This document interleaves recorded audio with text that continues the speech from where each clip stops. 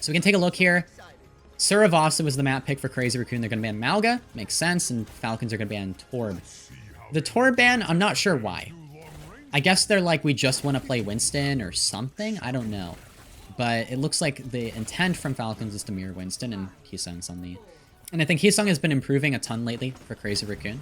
And again, he had a very clean performance all throughout this LAN event. So I'm kind of excited to see where he goes from here because, you know, you normally think of Proper and Stalker as kind of better players overall than Heesang, but I feel like he is in that third place slot and close behind. And if he keeps mastering those flex DPS heroes, even if he doesn't have a hit scan up his sleeve, I feel like he's going to be continuing to improve and continuing to become more valuable. He does really need to master those flex DPS heroes, though, if he can't play the hit scan, because that's just tough to beat. Getting his recall forced early, back and away. It's a Winston mirror, Tracer Soj, the good old once again composition. Winston a bit more prevalent on Suravasa lately. Fielder in the back there. At least you get a bit of damage off on the Kiriko. In this matchup, you do want to try and force Kiriko cooldowns as a Tracer if you can. Nice, we have Choron come in to back up Heesang. Now he's going to wrap around the left side. Play it slow.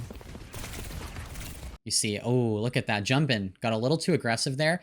I made a take that I felt like Jumpin had a bad grand finals match. I feel like this is where it starts to show. Like, he kind of fed a little bit, and I think he's the reason why Crazy Raccoon lost this first point in Suravasa. I remember this, actually. Yeah, now he's just trying to get away. He's going to get hunted down by that Tracer Lucio. The Tracer Lucio working together. The Lucio is going to be switching between helping the Tracer and the Sojourn. The Lucio is also usually helping out the DPS heroes and playing with them.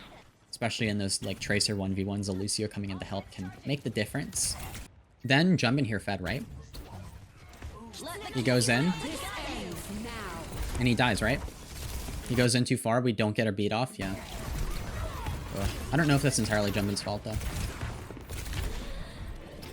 I will just do what I can. Okay. She was able to get Honda. What happened to Honda? What the heck? But yeah, backing off. Okay. Chorong has beat. Chio has beat. Hanbin and Jumbin both close to the primals. I feel like it's whoever can pressure the opposing Lucio more is going to have a bit of an advantage here. Also, Lip has overclock, so Team Falcons could take another approach and go after the Sojourn there. That could definitely work. Beat. Okay, a straight beat engage from Chio, and that should just be a return beat from Chorong, right? There it is. It only hits 2 people? Oh, shit. Oh, no.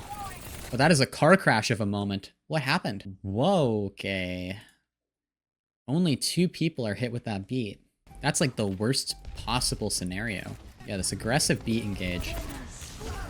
Just to get in there, and we have Jumpin split off by this. The bubble just got completely in the way of everyone. We have Sojourn, the whole way over here. Like, Lip is completely split off. Nobody's together for this. And it just didn't work out. Lip's dead. Caught on that right side, kind of alone back there, and Jumpin's going to use his primal as well. Then Shu dies, and after that, Chorong has to back away. I mean, you're looking for trades, but there's not a ton you can do. Wait. Oh, honestly, Chorong almost won that. Almost won that. Impressive. All right, let's see what happens here. Okay, so our engage ultimate, I guess it's just the overclock. That makes sense. You're up against Kitsune, which is going to be a little annoying. You need to build up to your own Kitsune, but you can't really, like, farm for ults here easily, so I think your goal is just to buy some time with the overclock for Shu to build the Kitsune. A lot of pressure on Shu here. Heesang just needs to mark the Tracer and the Lucio, I think. Draw some attention here. Focus the Tracer. There's the Kitsune. You're going to try and kite this a little bit if you're Lip, and Heesang, good angle on the Tracer here to kind of pressure and then wrap around, force the objective. Nice. Forcing cart. Lip is able to get Stalker. And then this is going to force, eventually Proper's going to come back on that Tracer, and then Chorong's also back, and that's Chio, sorry, on the Lucio. Recall used. That was a good force point. He played it well. He just wasn't able to get the whole way out. Fielder came back too, but now that the rest of Crazy Raccoon is back in, I feel like this play from Heesang kind of pays off. Because now Crazy Raccoon, they have their position on the point. They don't even need to use the Kitsune. They win the fight. It's good. Yeah, Heesang died there, but I really like the cart force. I call it cart, I know. It's not an actual cart, it's a point, but it's a quick saying for it. Forcing point, forcing cart, same thing. Just forces some level of tension from your opponent, right? I always describe it as putting your opponent's king in check. Because in chess, if you put someone's king in check, they have to move to release that check, basically. It's the same thing in Overwatch. That's what the cart or objective is. It's your king. So, you know, Team Falcons, if they ignore the point, they just start losing. You know, they start losing progress. They have to pull pieces back. They have to pull their Tracer, their Lucio, something back, and that makes their aggressive hold less effective. So anytime a team is pushed up very far in a very high press on your rotation, you can often force the objective to try and release some of that pressure. Because then they have to dedicate some amount of resource, unless they want to lose the cart. They have to dedicate some amount of resources to stopping you. And if they do that very sloppily, like they send 2 people back for just 1 Tracer forcing cart, then you allow your team to actually take like a 4v3. It's kind of nice.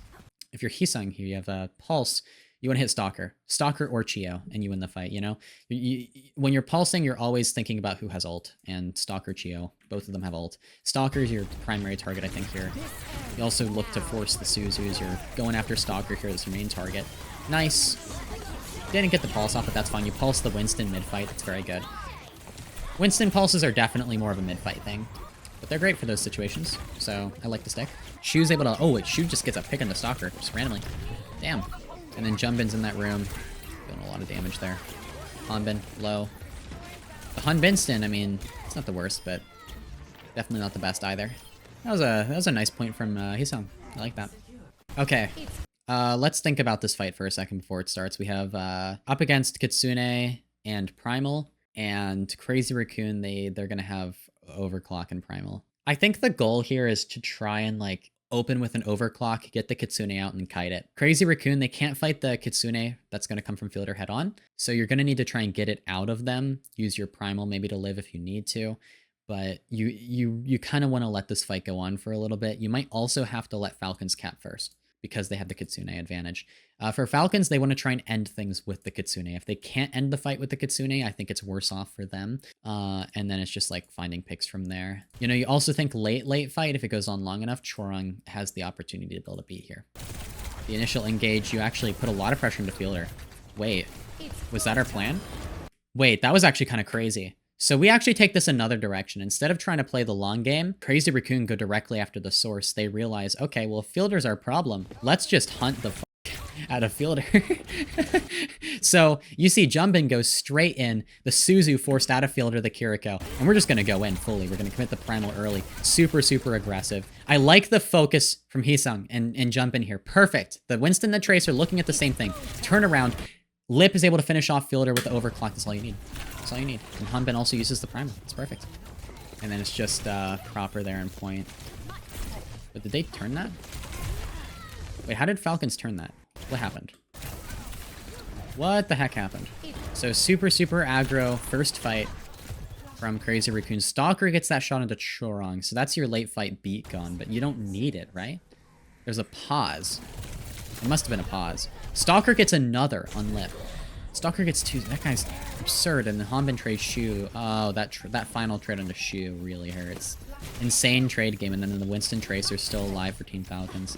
Heesang tries to get out. And then, yeah, the Sniper Monkey on top of the damage from Proper. And all of a sudden, Team Falcons win that fight. That's insane. And they never use the Kitsune as well. So now they have the Kitsune. But Crazy Raccoon are building up to their own. They need to play for their support ultimates. Very slow fight to start. So I think Heesang should use this opportunity to play farther away. Oh, he's going straight in for Pulse? Is that a plan? I don't like that. I think he should go left side or set up in a bit more of a further angle or position and try and like draw attention just while Shu and Chorong build their ults. That was like really greedy and he dies too.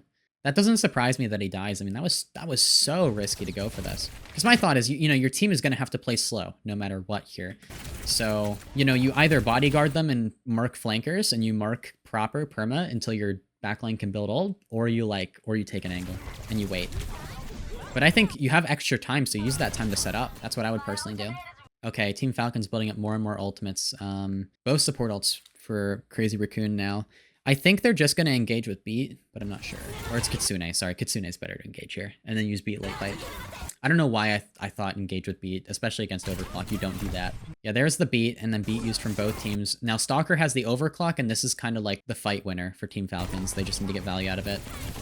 And Heesang needs to try and like pressure the Sojourn in any way possible. And that's pretty good damage. Wrap back around. That was kind of nice. The pressure he was able to apply there. You can look back. Go in, Kitsune. Focusing the Lucio initially, and then switching target to Sojourn, I think. He pretty consistently stayed on the Sojourn this whole time. Look at that.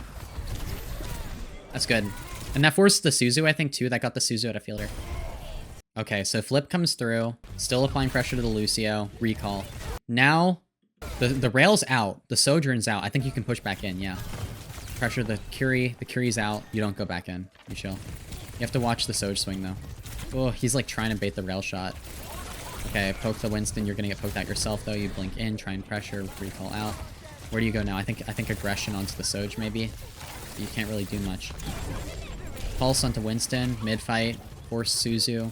You don't get much else, though, but it forces Falcons out. Kind of gives you a moment of breathing room here, and you go switch to marking proper, clear this angle. The Lucio helps you do that. It's good. I like that Choron came to help Heesang there. Recall force, really? And now a pretty important 1v1 on the side. Nice. Good. Now Liv, we need help, we need help, we need help. Okay, the Primeling Winston in our backline. Overextension, major overextension from Hanbin. Major mistake from Hanbin, and that was the turning point. Choron pushes back in, aggressive beat. And the re-engage here from Crazy Raccoon, very, very pretty. Very nice. Not even an overextension. Lip just hits 4 OC headshots. No, that was an overextension from Hanbin. Definitely an overextension from Hanbin. I mean, we can go back, but I feel very strongly that was a bad play because he went with the primal and he tried to go way too far. He committed to that primal way too much, and I feel like the timing of the primal wasn't good. But he played very split from his team there with the primal, so we look. The problem is that nobody on his team could follow up with this. Goes in with it. He doesn't get the primal swing the right way that he wanted. And now he's alone, and now Lip is getting perma-peeled by the Lucio and the Kiriko. Like, you're not killing Lip there no matter what. And he's alone. Completely alone. Fielder has Kitsune as well. You have to take the L. At some point, you have to take the L. He refused to take the L. He committed too far. I think that's a show of inexperience from Hanbin on Winston, if anything. Just, he didn't really realize his limits there. And, you know, even with Primal, it's important that if you're going to try and kill someone on your own, that they need to be split from their own team as well, you know? Like, it's fine to be primaling out of the line of sight of your own team if you're also primaling someone that the enemy team can't see either. That's kind of what you're looking for. So for the final point here, Chio's starting with beat, Shu has Kitsune. You're just open with Kitsune. Calm from there. You need to watch out for the pulse from proper, but you're not too worried about it. If Heesang wants to, he can kind of like focus on marking proper more, but I don't think he's worried about that. I like this engage. Look at that. Look at the setup for this. Looks like they were planning this a few seconds ahead because Heesang gets behind, and then we see the jump and jump here right now. This is the key moment, and they must have planned to hit this spot because look at the kill box they've created. It's really pretty. Really pretty right here. The Winston comes in, the Tracer comes in for the hit. Okay. Yeah, that engage though. Chio pinged, jump and drops down. Damn, that's good coordination right there. Wow, look at this engage. I want to talk about this for a second. Proper's forced out. The Tracer can't be set up. I'm not sure I agree with Stalker popping overclock here. Because Proper just had his cooldowns forced. Proper on Tracer can't do anything. We're down a player, basically. Is it really a good idea to pop the overclock right now when we don't have our Tracer set up? I don't know. And then Hanbin jumps in, and we have jump in full commit. He dies for it, but, you know, you're going to get kills here if you're Crazy Raccoon now. They were confident to counter hit right into it. They did jump directly into it. Maybe Falcons can win this? Well, it looks like they do. Bit of a brute force fight, though. You think CR will have the advantage early season because of synergy, while Falcons struggle to integrate a new tank and DPS? I think someone will fit in just fine with Falcons, but I don't think Merit's going to get much playtime, and if he does, I think he's going to put Falcons at a disadvantage by being in. Again, my prediction is that Merit's not going to last on Falcons. I don't see a reason why he's there. Some people are theorizing that it's just a package deal. Like someone said, hey, I want to be on a team with Merit, so you have to sign Merit. Like that's possible, I guess, but I don't know. I just feel like there's no reason for Merit to be there when you have Stalker and Proper. I just don't think they're going to end up using Merit a lot. And if they do, that's going to make it easy to ban against Falcons.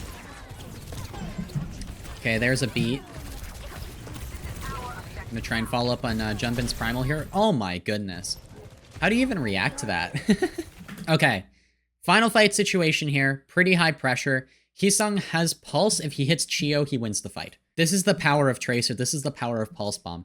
You see, Pulse Bomb is one of the strongest ults in the game if you just hit it. And there's actually not much in the way of you hitting your Pulse Bomb once the Suzu's gone. Like, it's just like, if you hit it, you just win. That's why, like, Tracer Pulse, it's not the most consistent, but it's very skill-based, and it's very tactically based in terms of who you pulse and the timing of that to win fights. Shu has Kitsune.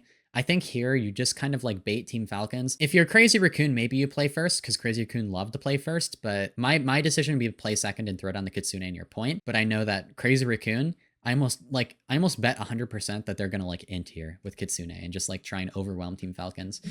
Oh, I see it. I see it. Look at this setup. Oh, they absolutely want to go for this. Oh no, they baited. They baited. They played second. Wait, Crazy Raccoon did the thing that I said they should do. Hold on. Hold on. Throw me in. Throw me into the coaching staff. You get the Winston mid-fight. That's fine. That's good enough. I like how Heesang keeps pulsing Hanbin. I find that very funny. Just bully Hanbin. Just bully Hanbin. You win. Nice tracking there. Proper recall forest. Okay. Yeah, I definitely agree with that decision, though, to use the Kitsune defensively. Great job from Shu there, and good fight planning from Crazy Raccoon. I think they made, like, playing first there and trying to, like, set the tempo, I think would have been very hard, and also Proper would have forced point, and it would have put Crazy Raccoon in a very awkward position for sure. That was good. Very good. Very, very, very good. Solid. Exactly what I wanted them to do. Mind control. Mind control.